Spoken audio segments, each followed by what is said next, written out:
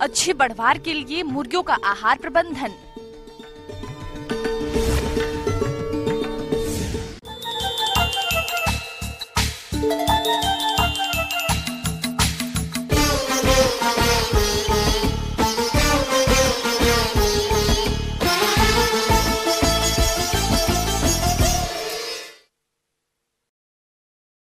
अपने प्रदेश में इस मौसम में बहुत से किसान गेहूं की खेती करते हैं और इससे अच्छा उत्पादन प्राप्त करने के लिए किसान गेहूं की फसल में अंधाधुंध यूरिया का प्रयोग करते हैं, जिससे फसल को फायदा होने के बजाय नुकसान होने लगता है। इसीलिए अब कृषि वैज्ञानिकों ने एक लीफ कलर चार्ट को विकसित किया है, जिसके प्रयोग से किसान फसल की आवश्यकता के अनुसार यूरिया का प्रयोग कर सकते हैं। तो क्या है ये लीफ कलर चार्ट और इसका प्रयोग कैसे करना है, जानते हैं कृषि विज्ञान केंद्र जिला मधुबनी के कृषि विशेषज्ञ सौरभ चौधरी से।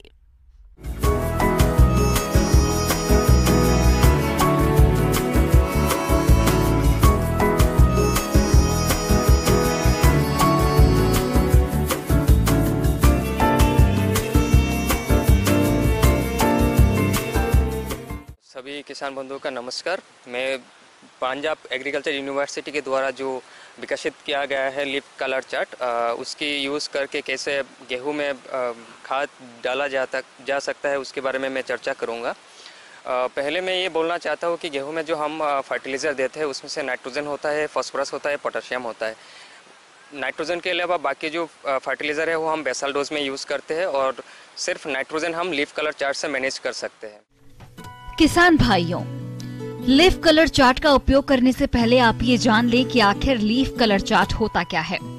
लीफ कलर चार्ट एक ऐसा पत्रक है जिसे कृषि वैज्ञानिकों ने कई फसलों की पत्तियों पर शोध कर पौधों की मांग के अनुसार पत्तियों के रंगों को देखते हुए बनाया है। इसके रंगों की तुलना पौधों की पत्तियों से करके पौधे में नाइट्रोजन की कमी और अधिकता का पता लगा सकते हैं। इस पत्रक में पत्तियों के रंग के अनुसार पौधों के कुछ अंक के ऊपर यूरिया की मात्रा भी दी जाती है, जिससे आप यूरिया की मात्रा को आसानी से जान सकते हैं। फसल से अच्छा उत्पादन हो, इसके लिए किसान आमतौर पर अंधाधुंध उर्वरकों का प्रयोग करते हैं, जो कि सही नहीं है। यूरिया की अधिकता और कमी दोनों ही फसलों के उत्पादन में भारी गिरावट डालते हैं। इस प्रकार के नुकसान से बचने के लिए किसान लीफ कलर चार्ट की सहायता से पौधे की मांग के अनुसार उर्वरक का प्रयोग कर सकते हैं। किसान इस चार्ट का प्रयोग आसानी से कर सकते हैं। नाइट्रोजन का जो इस्तेमाल होता है हम स्प्लिट डोज में करते हैं, हम लोग सब जानते हैं। नाइट्रोजन का हम स्पेशली 3 डोज में कर सकते हैं। पहला जो डोज होता है वो हम बेसल एप्लीकेशन कर सकते हैं और सेकंड और थर्ड डोज जो है फर्स्ट और सेकंड इरिगेशन में हम देंगे। तो बेसल डोज के लिए हम अगर 1/3 नाइट्रोजन फर्टिलाइजर दे देंगे तो सेकंड और थर्ड डोज में 1/3 करके देंगे। अब हम लीफ कलर चार्ट की इस्तेमाल करके जो नाइट्रोजन का रिक्वायरमेंट है वो हम कैसे कम कर सकते हैं वो हम आपको बताएंगे। तो ये जो लीफ कलर चार्ट है आप देख रहे हैं, इसमें 3 से लेकर 6 तक का रेटिंग है। तो हमको क्या करना है, पहले फील्ड में जाके जो मैच्योर पत्ते हैं उसका कलर इससे मैच करना चाहिए। कलर मैच करने के लिए हमको कम से कम 10 पत्ते का कलर इसके साथ मैच करना चाहिए और उसका जो रेटिंग आएगा वो हमको नोट कर लेना चाहिए। लीफ कलर चार्ट से फसलों की पत्तियों का रंग मिलाया जाता है और जिस रंग से पत्तियों का रंग मिल जाता है उसके ऊपर से लिखे अंक को नोट कर लेते हैं। इसके बाद कलर चार्ट के पीछे लिखे विवरण के अनुसार यूरिया की मात्रा का प्रयोग फसलों में करते हैं। तो रीडिंग कुछ भी आएगा तो 3 to 6 के बीच में रीडिंग आएगा। अगर 10 में से 6 पत्ते का रीडिंग अगर 5 से कम आया तो हमको जो है मिलेगा इसमें कि नाइट्रोजन का कमी है। तो हम जो 10 पत्ते का रीडिंग लेंगे तो उसका अगर एवरेज 6 से नीचे आए तो हमको 15 kg यूरिया पर हेक्टर हमको एप्लीकेशन करना चाहिए। अगर उसका रेटिंग 4.5 to 5 के बीच में आए तो हमको 30 kg नाइट्रोजन मतलब यूरिया पर हेक्टर देना चाहिए। अगर उसका रेटिंग 4 to 4.5 आए तो हमको कम से कम 40 kilo urea per hectare application करना पड़ेगा। और अगर लेस देन 4 अगर हमारा रीडिंग आए तो हमको 55 kilo urea per hectare application करना पड़ेगा। 21 दिन की फसल से लेकर बालियां निकलने की शुरुआती अवस्था तक लीफ कलर चार्ट का इस्तेमाल करें। इसके लिए खेत के 10 पौधों का चुनाव करें। सुबह 8 से 12 बजे या फिर शाम में 2 से 4 बजे के बीच चयन किए गए इन पौधों की शीर्ष पत्तियों के रंगों का चार्ट से मिलान करें। अगर 10 पत्तियों में से 6 पत्तियों का रंग ऊपर से गहरा हरा, पीला या कॉलम 6, 5, 4 और 3 के रंगों के अनुसार है तो खेतों में नाइट्रोजन का प्रयोग चार्ट में दी गई मात्रा के अनुसार करना होता है। हर 10 दिन के अंतराल पर यह प्रक्रिया दोहराएं और जरूरत के मुताबिक यूरिया डालें। तो इस लीफ कलर चार्ट जो है पंजाब एग्रीकल्चर यूनिवर्सिटी से विकसित किया गया है, उसको यूज़ करके हम लोग अपना गेहूं में फर्टिलाइज़र का जितने ज़रूरत है हम उतना दे के हमारा ज़रूरत को कम कर सकते हैं। लीफ कलर चार्ट इस्तेमाल करने के लिए हमें कुछ सावधानियां अपनाना पड़ेगा। पहला तो यह है कि हम जो पत्ते को साथ हम मैच करेंगे उसमें कोई कीड़े का अटैक नहीं होना चाहिए, उसमें कोई रोग का अटैक नहीं होना चाहिए और वो फुल्ली मैच्योर पत्ता हो। जब हम लीफ कलर चार्ट से कलर मैच करेंगे तो हमारी बॉडी का शेड से पत्ते को ढक लेना चाहिए और उसके बाद उससे हम रीडिंग लेना चाहिए, डायरेक्ट सनलाइट में नहीं लेना चाहिए। और हमारा प्रयास यही रहना चाहिए कि 12 बजे से पहले हमको ये रीडिंग लेना चाहिए और 4 बजे के बाद लेना चाहिए कि डायरेक्ट सनलाइट का जो इफेक्ट है वो कम से कम हो। लीफ कलर चार्ट के इस्तेमाल करके अगर किसान अपना खेत में फर्टिलाइज़र का इस्तेमाल करे तो उसमें फर्टिलाइज़र की बचत होगी और उपज में भी ज़्यादा होंगी। एक रिसर्च जो हुआ है पंजाब एग्रीकल्चर यूनिवर्सिटी में, जिसमें दिखा गया कि लीफ कलर चार्ट से जो फर्टिलाइज़र का यूज़ हुआ था वो 105 kg नाइट्रोजन का यूज़ हुआ था और जो किसान अपना कन्वेंशनल खेती किए थे कम से कम 175 किलो नाइट्रोजन का यूज़ हुआ था। लेकिन उसमें जो प्रोडक्शन हुआ लीफ कलर चार्ट में 5 टन के ऊपर प्रोडक्शन हुआ और जो फार्मर्स प्रैक्टिस है उसमें प्रोडक्शन कम हुआ। तो ये साइंटिफिकली भी प्रूवन है कि लीफ कलर चार्ट यूज़ करके आप जब फर्टिलाइज़र का इस्तेमाल करेंगे तब आपको उपज ज़्यादा मिल सकते हैं और आपको फर्टिलाइज़र की भी बचत हो सकते हैं। किसान भाइयों, अब लेते हैं एक छोटा सा ब्रेक।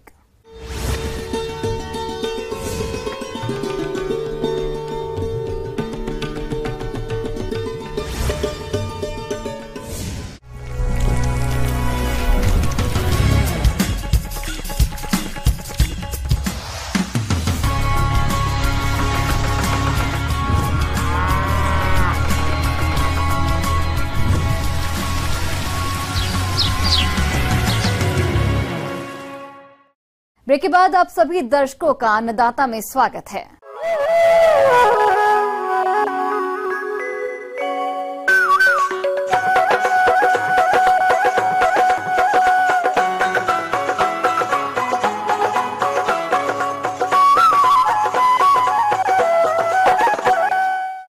किसान भाइयों, अगर आप मुर्गी पालन से जुड़े हुए हैं और कम लागत में अच्छा मुनाफा कमाना चाहते हैं तो आपको मुर्गियों के आहार प्रबंधन पर विशेष ध्यान देना होगा, क्योंकि इनके आहार में बरती गई लापरवाही के कारण मुर्गियों की बढ़वार प्रभावित होती है, जिससे अंडा और मांस उत्पादन कम होता है और किसानों को नुकसान उठाना पड़ता है। तो इस नुकसान से बचने के लिए मुर्गियों का आहार प्रबंधन कैसे किया जाए, जानते हैं बिरसा कृषि विश्वविद्यालय के पशु विशेषज्ञ डॉक्टर सुशील प्रसाद से।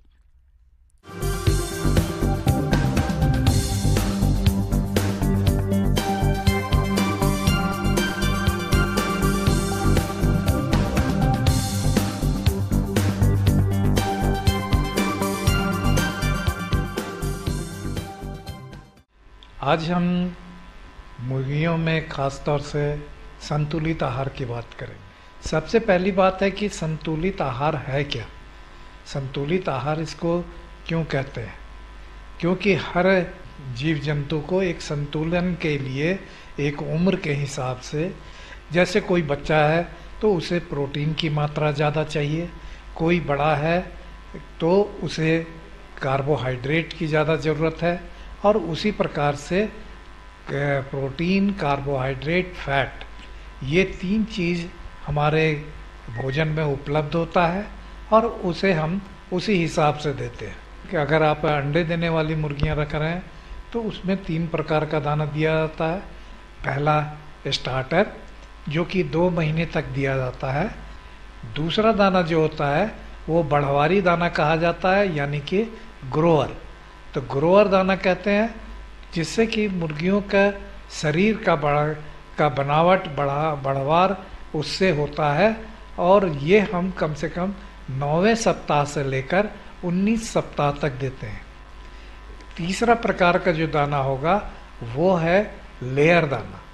तो लेयर दाना में क्या है कि अब मुर्गियां 20 सप्ताह के बाद अंडे देना प्रारंभ करती हैं, तो उसके दाने में हमें कैल्शियम की ज़रूरत ज़्यादा होता है, क्योंकि आपने देखा होगा कि अंडे का छिलका जो बना होता है वो कैल्शियम का बना होता है। तो हमें इस प्रकार के एक संतुलित आहार बनाने की आवश्यकता होती है, जिसमें से पहला है चिक राशन। इस राशन को बनाने के लिए मक्का 50 किलोग्राम, सोयाबीन मील 16 किलोग्राम, खली 13 किलोग्राम, मछली का चूरा 10 किलोग्राम, राइस पॉलिश 8 किलोग्राम, खनिज मिश्रण 2 किलोग्राम और नमक आधा किलोग्राम मिलाकर बनाते हैं। दूसरा राशन है ग्रोवर या वर्धक राशन। इस राशन को बनाने के लिए मक्का 45 किलोग्राम, सोयाबीन मील 15 किलोग्राम, खली 12 किलोग्राम, मछली का चूरा 7 किलोग्राम, राइस पॉलिश 18 किलोग्राम, खनिज मिश्रण 2 किलोग्राम और नमक आधा किलोग्राम मिलाकर बनाते हैं। तीसरा है लेयर राशन। यह 20 से लेकर आगे के सप्ताह तक दिया जाता है। इसे बनाने के लिए मक्का 48 किलोग्राम, सोयाबीन मील 15 किलोग्राम, खली 14 किलोग्राम, मछली चूरा 8 किलोग्राम, राइस पॉलिश 11 किलोग्राम, खनिज मिश्रण 3 किलोग्राम और नमक आधा किलो मिला करके बनाते हैं। मुर्गी पालक भाइयों, इस तरह आप आहार का मिश्रण स्वयं घर में तैयार कर सकते हैं। और अगर ब्रॉयलर मुर्गी का पालन कर रहे हैं तो उसमें 2 तरीके का दाने की ज़रूरत होती है। तो ज़्यादातर जगह पर अभी जैसे ब्रॉयलर पालन हो रहा है तो वहाँ संतुलित आहार देने के लिए तो स्टार्टर और फिनिशर 2 तरह की बात हमने कहा। तो आजकल बाज़ार में जो रेडीमेड दाना खिला रहे होंगे उनके पास प्री स्टार्टर करके भी आता है। तो स्टार्टर दाना या प्री स्टार्टर दाना जो चूज़ों को देते हैं तो इससे क्या होता है कि इससे बढ़वाड़ी बढ़ती है, क्योंकि इसमें प्रोटीन की मात्रा अधिक होती है। तो इसलिए ये यहाँ पर इस तरीके का दाना देने की ज़रूरत है और आप 3 सप्ताह तक इसे देने के बाद आप चौथे सप्ताह से आप फिनिशर दाना होती है। तो इसी प्रकार से इनका निर्धारण किया जाता है। मुर्गियों के लिए दिन के 24 घंटे पानी उपलब्ध होनी चाहिए। इसके दरबे में और मैदान में 2 से 3 स्थानों पर पानी पीने के लिए स्थिर बर्तन रख सकते हैं। मुर्गियों को हमेशा स्वच्छ और ताजा पानी पिलाएं ताकि मुर्गियों की बढ़वार ठीक से हो सके।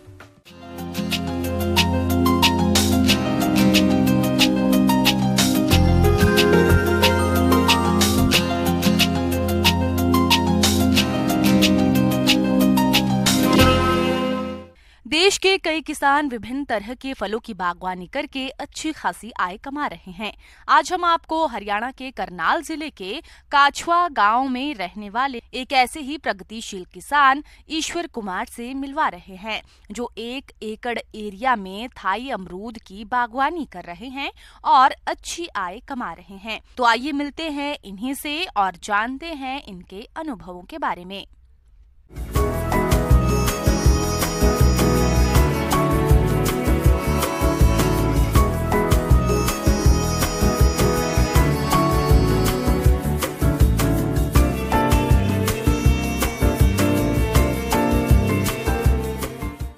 सर मैंने ये 6 जुलाई 2019 को लगाया था। ये सर 1 एकड़ लगाया मैंने। ये सर थाई वैरायटी है, थाईलैंड की वैरायटी है। ये इसको थाई गुआवा बोलते हैं। ये पौधे मैं छत्तीसगढ़ से लाया था। और ये अमरूद मान लो जैसे शुगर के पेशेंट के लिए ज़्यादा बेस्ट होता है। ये लाइट मीठा होता है, इतना इसके अंदर ज़्यादा मिठास नहीं होती। ये लाइट मीठा होता है, इसके अंदर बीज भी बहुत कम होते हैं।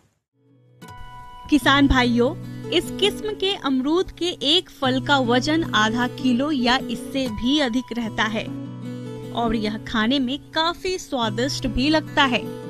इस किस्म के फलों में बीज कम और नरम रहते हैं, इसलिए लोग इसे काफी पसंद करते हैं, जिस कारण इस किस्म के अमरूद की बाजार में अधिक डिमांड रहती है, जिसकी सफल बागवानी करके किसान अच्छा लाभ कमा रहा है।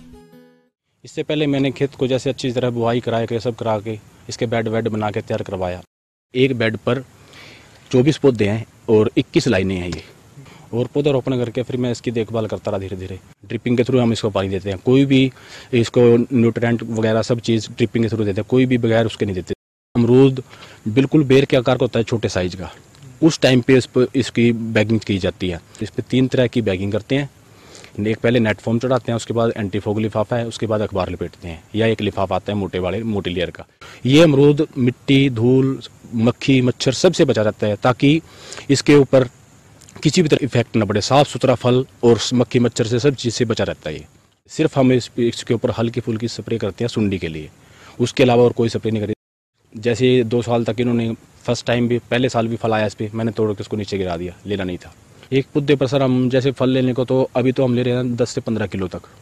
वैसे हम इस पे से 50 किलो तक फल ले सकते हैं। जैसे जैसे पौधे की ग्रोथ बढ़ेगी, पौधे का तना मजबूत होगा, ताकि वो 50 किलो फल लेने के लायक हो जाए।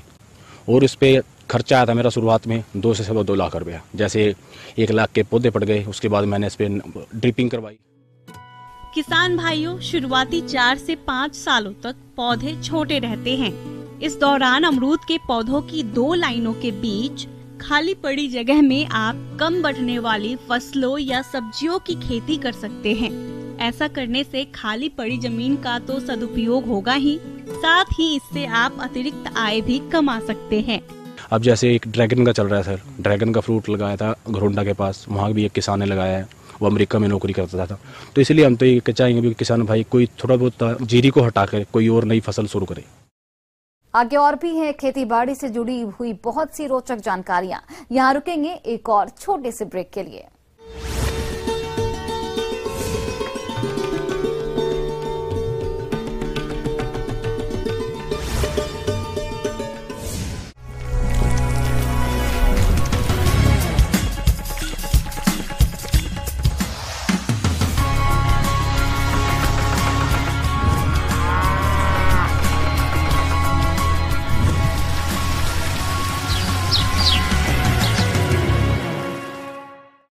ब्रेक के बाद एक बार फिर से आप सभी दर्शकों का अन्नदाता कार्यक्रम में बहुत बहुत स्वागत है।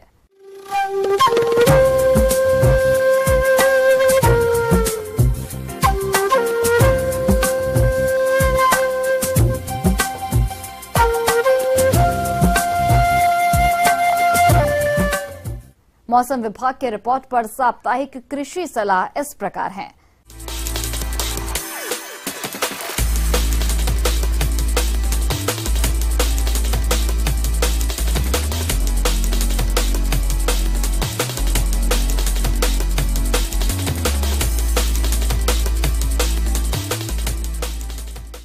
पाला का डिफिनीशन अगर नॉर्मल डिफिनीशन का है तो कहेंगे कि 0 डिग्री सेंटीग्रेड से अगर नीचे तापमान चला जाता है तो पाला आता है।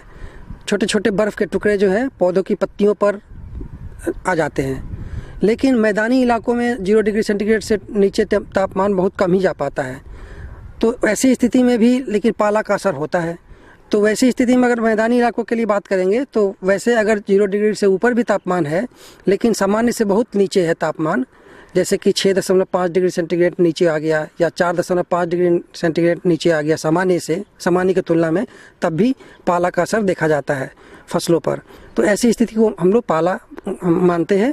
और वो असर क्या करता है कि फसल के अंदर जो है कोई भी फसल में न्यूट्रिएंट या पोषक तत्व सब चीज़ें जो है वो ऊपर तना में जाती है पानी के थ्रू, और वो पानी ही जब जमने लगता है या उसका तापमान बहुत नीचे हो जाता है तो सारा ट्रांसलोकेशन सिस्टम और न्यूट्रिशन सिस्टम जो है पौधे के अंदर में वो सब ब्लॉक होने लगता है, रुकने लगता है, और इससे पौधे का ग्रोथ जो है, बढ़वार जो है वो रुक जाती है।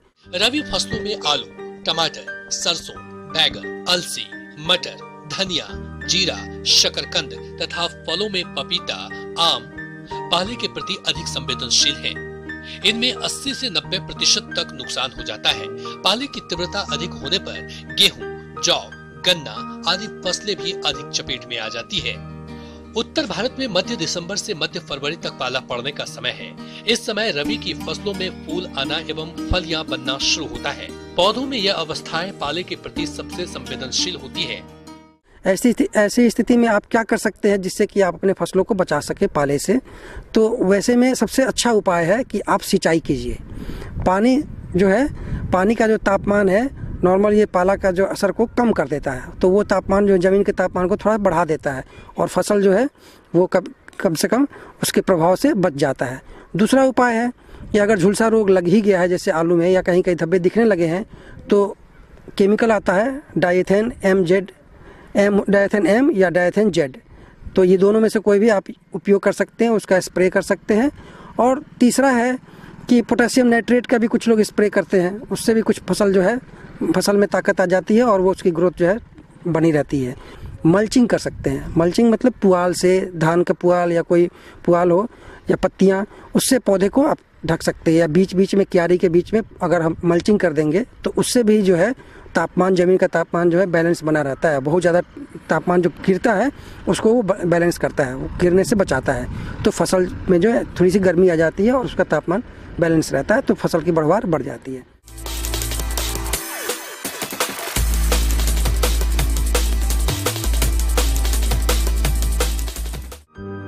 ग्रामीण कृषि मौसम सेवा भारत मौसम विज्ञान विभाग, बिहार कृषि विश्वविद्यालय सबौर द्वारा भेजे गए मौसम पूर्वानुमान रिपोर्ट के आधार पर जिला बक्सर और इससे लगे जिलों के किसान भाइयों को सलाह दी जाती है कि आगामी 4 दिनों के दौरान आसमान साफ रहने की संभावना है।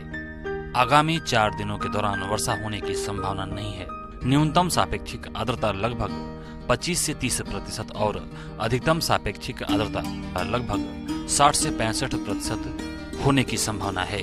न्यूनतम तापमान लगभग 7 से 9 डिग्री सेल्सियस और अधिकतम तापमान 15 से 17 डिग्री सेल्सियस रहने की संभावना है।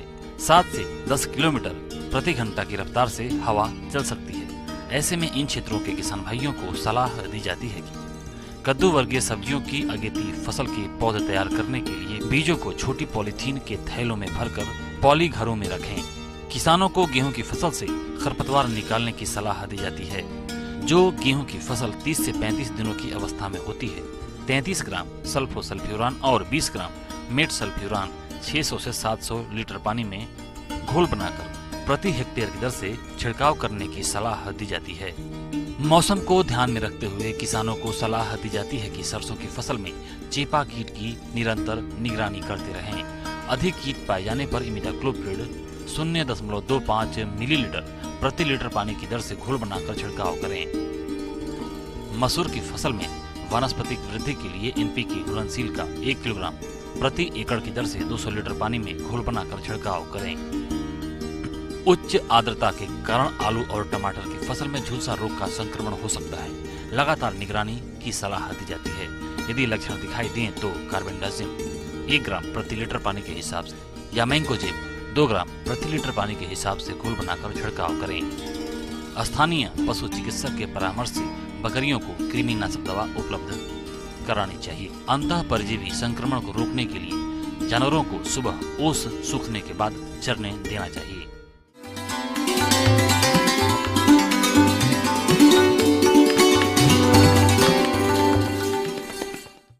आइए जानते हैं अन्नदाता निःशुल्क फोन के माध्यम से पूछे गए समस्याओं का समाधान। अन्नदाता निःशुल्क फोन संपर्क सेवा के माध्यम से पूछे गए प्रश्नों में से आज हमने जिस प्रश्न को कार्यक्रम में शामिल किया है उसे पूछा है ग्राम गरौल, जिला दरभंगा के कृषक जयपाल ने। यह हल्दी की फसल में किए जाने वाले जरूरी कार्यों के बारे में जानकारी चाहते हैं। तो जयपाल जी, आपकी जानकारी के लिए प्रस्तुत है कार्यक्रम का ये अंश। किसान भाइयों, इस अन्नदाता कार्यक्रम में आपका स्वागत है। तो किसान भाइयों, आज का विषय हमारा रहेगा हल्दी की फसल में प्रबंधन कार्य। किसान भाइयों, हल्दी की फसल में कई तरह के खरपतवारों का प्रकोप होता है, जिसकी वजह से फसल कमजोर हो जाती है और अनेक तरह के कीट रोग भी लगने लगते हैं। खरपतवार नियंत्रण के लिए निराई गुड़ाई की जाती है। इसकी पहली गुड़ाई पौधा रोपाई के 30 दिन बाद की जाती है और बाद की गुड़ाइयों को 30 से 40 दिन के अंतराल में करना होता है। हल्दी की फसल में अधिकतम 3 से 4 गुड़ाई ही करनी होती है। और उर्वरक डालकर फसल पर मिट्टी चढ़ा दें ताकि हमारे जो कंद हैं उनका विकास ठीक प्रकार से होगा और हमें उसका कंदों का उत्पादन अधिक मात्रा में प्राप्त होगा। किसान भाइयों, हल्दी के कंदों की रुपाई बारिश के मौसम में की जाती है। इसीलिए इन्हें प्रारंभिक सिंचाई की जरूरत नहीं होती है, किंतु समय पर बारिश न होने पर खेत में पानी जरूर लगा दें। बारिश के मौसम के पश्चात हल्दी की फसल में सिंचाई 25 दिन के अंतराल में की जाती है। इसके अलावा मिट्टी के प्रकार को ध्यान में रखते हुए सिंचाई करना भी लाभकारी होता है।